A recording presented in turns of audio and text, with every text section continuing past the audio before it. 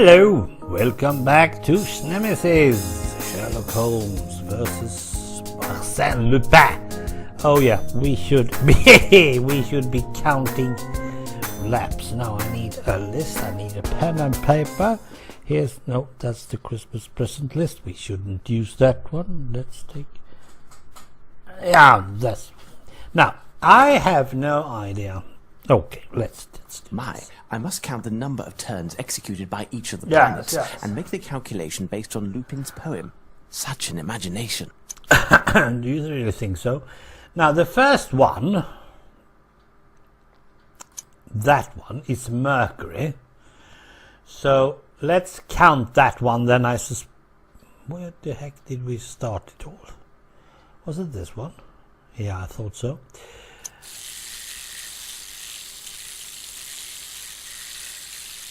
What? Hold it.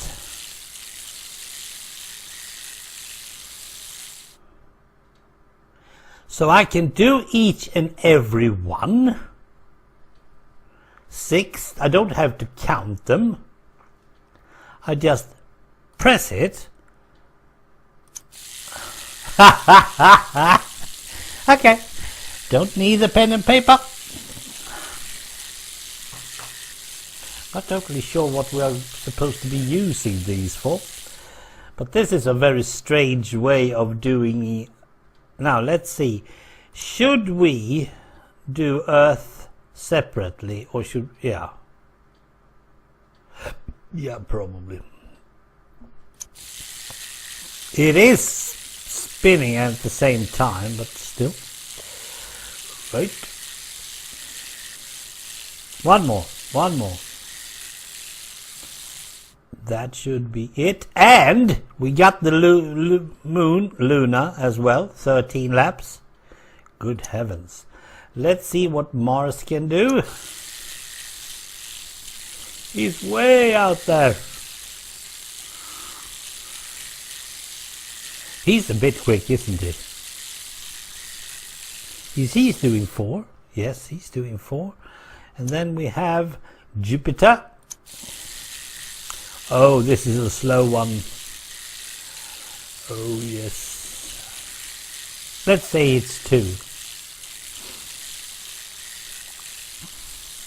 2. And it was 6, 5, 3, 13, 4, 2.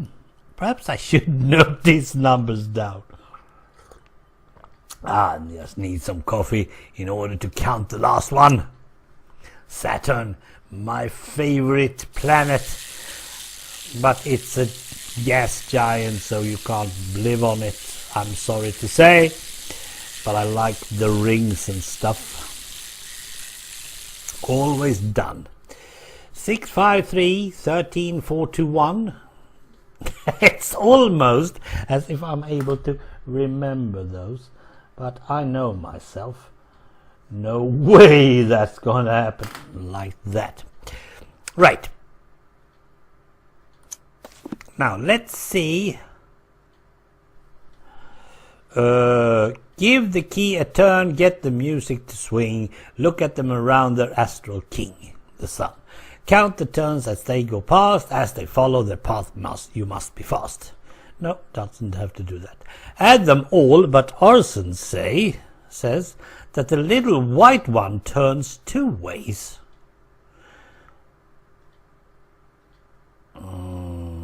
Add them all. So I should add them. That's 14, 27, 34. Is it? Let's take it one more. 6, 5, 3, that's 14, plus 13, that's 27, plus 3, that's 30, plus 4, 34, right? Now that, but Arsene says that the little white one turns 2 ways. Should I put that twice? I don't know. Perhaps then we add yet another 13, getting 47. Then take the blue planet on which we fly, square its rotation. That's not even possible because you can't square 3. square its rotations.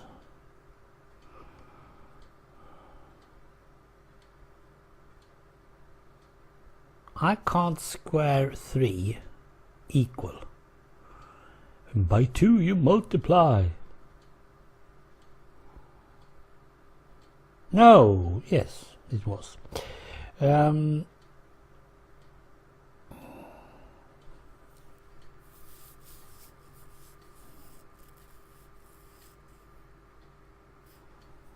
Hold it, should I?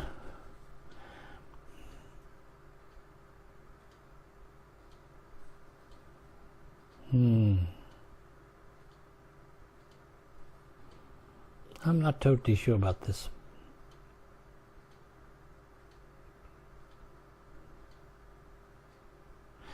I don't really get it. I don't really get it. So, yes, yes, yes, yes.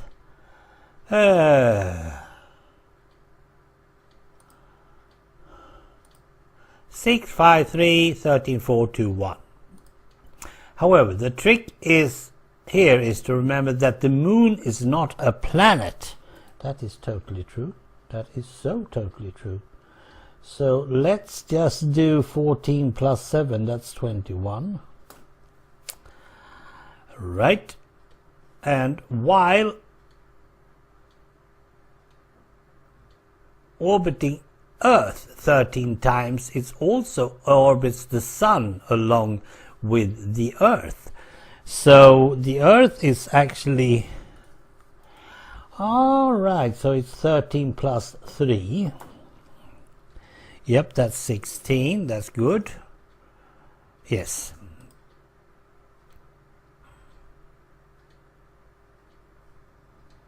And now we have 37.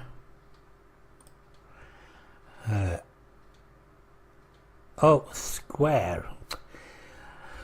Oh, square on the other side, not... Yeah.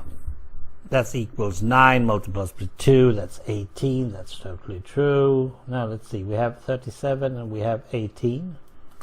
So far so good. Multiply those values, 666 gives the answer of 1666. Maybe you should read up on that answer. Yeah, perhaps I should. 1666. Why do I feel like that's a year that I should know more of? Perhaps I should. Okay.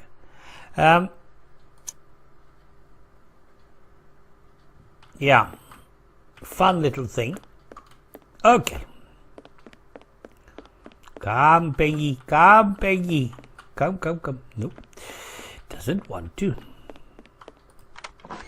Perhaps he doesn't like Sherlock Holmes. Read up on the year 1666. I don't really understand why I should read up on it. But we'll try it anyway.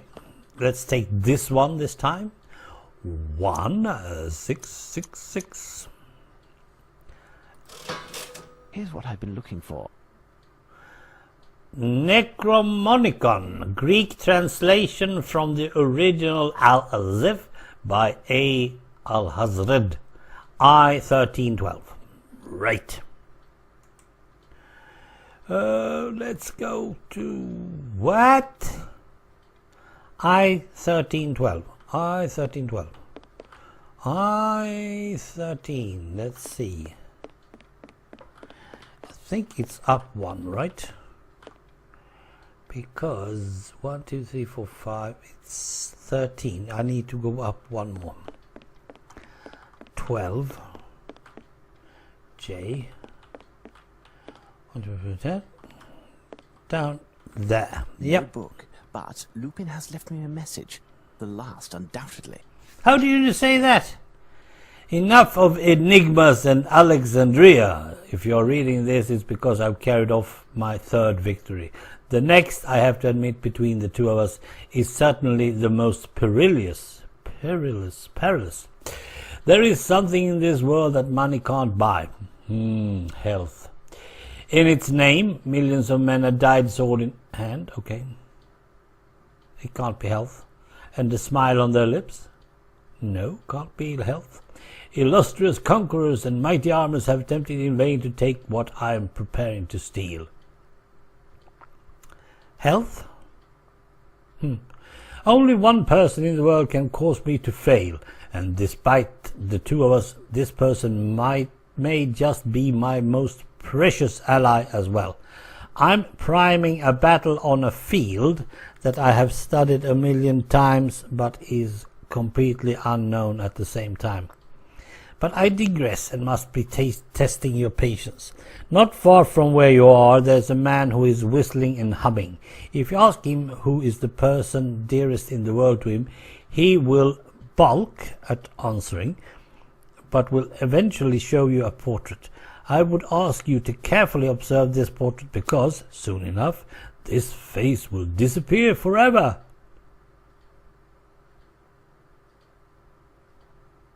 What we can't buy.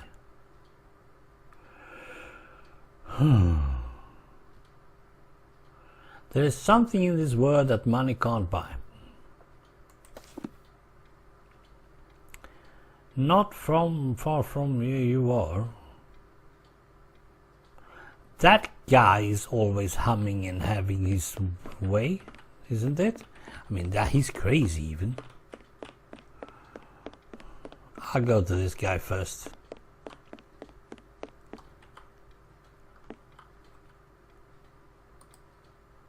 Pardon me, but I wanted to ask you a question that is somewhat delicate. Anything you'd like, pet. I want to know who is the person who means the most to you. It's you, my one and only you. Listen well, I'm working on the case at hand. If you do not cooperate immediately, I will advise your superiors in the most detrimental terms possible of your antagonism. Is that clear? What? Well. What do you want, anyway? I've done all I could to help you. What does the question mean, anyway? I've been told that you keep a portrait of someone who is very important to you. Oh, that. It made the workmen laugh when I showed it to them. But, you know, she means a lot to them, too. How is that possible? They know her also? What a question. Of course they do. And you too, for that matter. She must certainly be one of the people who means most to you, isn't she? How would The Queen! You're English like me. And isn't every Englishman happy and proud when he sees that noble face? Yep, the Queen. Why, it's Queen Victoria. It's not possible to steal that one, is it? Is it? It might be, but still. There, Holmes. I've told you everything. You are correct. Someone on the inside did help Lupin enter the museum. And I must shamefully confess that it could only have been me. That rogue, under the guise of a journalist, played me, and I was blind to it all. Okay. He even left me his card the first time we met. Here, look. Maybe there's a clue. Piers Urquhart Allen, independent journalist. Arsene Lupin. Yeah, well, you might actually get Arsene Lupin out of it, but what do you get more?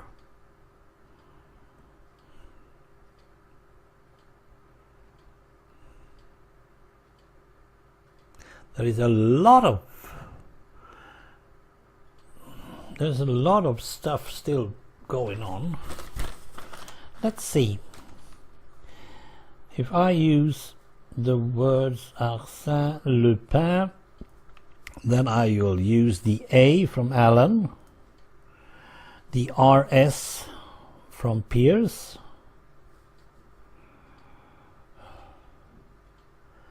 I probably use the EN of Allen as well. And we need yet another E, and we have one over at Piers. So there we have Arsene. Lupin, well, we have an L in Allen, an U in Urquhart, a P in Piers, and an I, so that's also nice. And we still got another one. So it's Urquhart, I mean the RQU heart. That's still there. We are not using. What clue does Pierce's calling card reveal?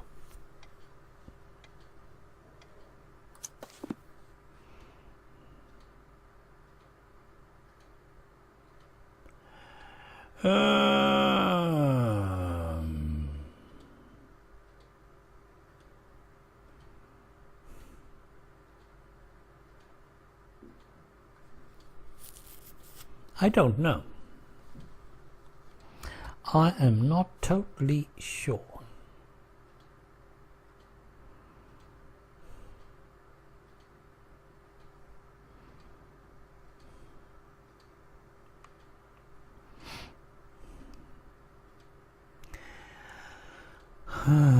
We don't have much. I mean, this seems like okay. Journalist, independent. It doesn't give us any French as far as I can see. PUA doesn't mean anything. We can't really go the other way, that is, read it in the other direction. No, I can't really see it. Can you see it?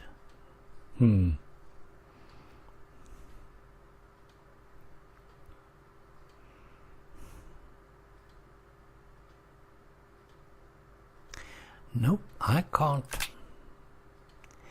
Piers U. Allen is somewhat obscure, yeah.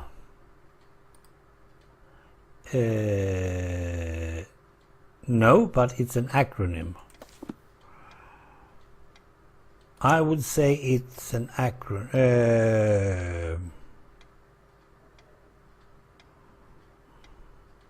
What do you call them? Anagram? I think it's called an anagram. I'm totally sure. Let's see if I just put this one in. Let's see. I must have made a mistake. Time to think. What? Okay. Arsene.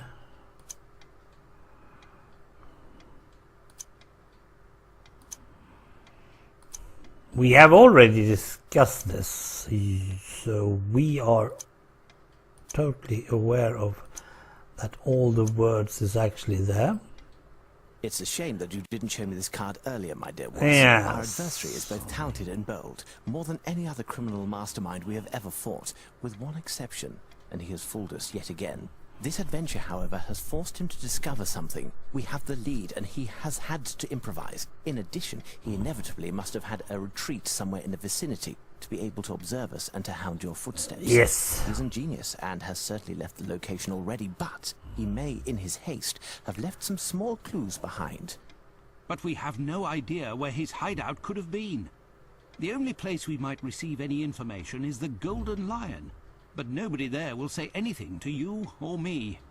Indeed, the Golden Lion is a hostile spot, unless you use the same weapons as your adversary. What?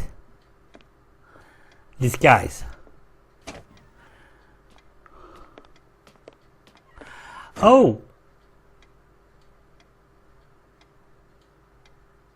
Now, Watson, disguised thusly, will I do justice to the clientele of the Golden Lion? Tremendous, Holmes. But what am I to do? Out of the two of us, you are the wordsmith. I'll need you to write a letter, send a copy to Lestrade, addressed to the Prime Minister, in order to have an interview with this person. You are not serious, Holmes. It can't be more obvious. This must be the target of Lupin's next crime. I must lay down for a moment. I am counting on you, Watson. See you soon. Have no idea. What was he supposed to be doing? Write a letter about stealing the Queen? Oh dear, oh dear, oh dear. Okay, so we are off to the Golden Lion. Well, that should be easy enough. But I'll just drop this episode right here, right now, and we'll be back with the Golden Lion in the next one. Thanks for now.